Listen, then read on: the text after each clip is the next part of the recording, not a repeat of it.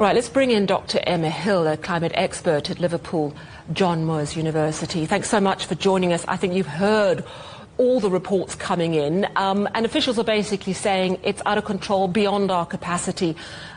Firefighters seem largely overwhelmed, even with additional resources. Why is it so difficult to contain these fires?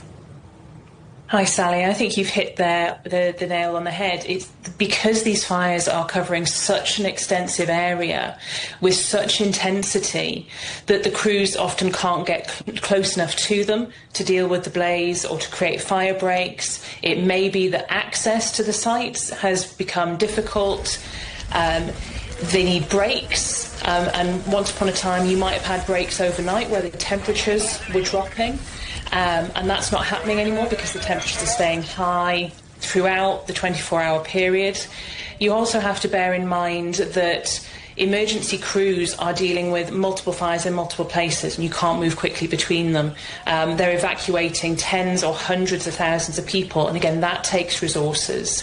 Firefighters may also be involved in protecting areas where people will be evacuated to, rather than tackling a blaze itself. It's about prioritisation of events in order to protect the population and to protect infrastructure. So it's been very, very difficult for crews to try and tackle such intense blazes. And a couple of your reporters there talked about the fire bombs, the water bombs used, the helicopters used to bring water in. They can be incredibly effective, but when you have such strong winds, those aircraft can be grounded, or the drop of the water might not be as effective because the wind is blowing the water out of where it needs to go. So unfortunately, it's sort of a bit of a crucible of events that just makes this very, very hard to tackle. And I think, you know, we know that climate change has a role to play, and that this could become the new normal. If that is indeed the case, what are the lessons we need to be learning now to make sure that we manage wildfires across Europe better in the future? Yeah, you're absolutely right. It's an incredibly complex series of events, and you cannot necessarily attribute a single wildfire or series of wildfires to climate change. But what we do know is that the trends we're seeing are increasing our vulnerability. So we've got these hotter, drier summers, and drier being sort of one of the operative words there. The vegetation is drying out earlier. The soil moisture is lower. It's windier, and that's part of the reason why these fires are expanding as well, is they're being blown across the landscape.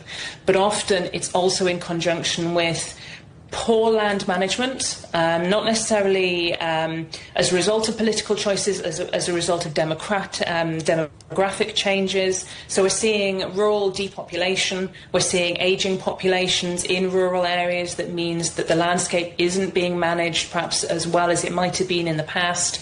So we've got this increasing understory, so grasses, things like gorse and shrubs that create that tinder for the fire to really take hold of before it then advances into the trees.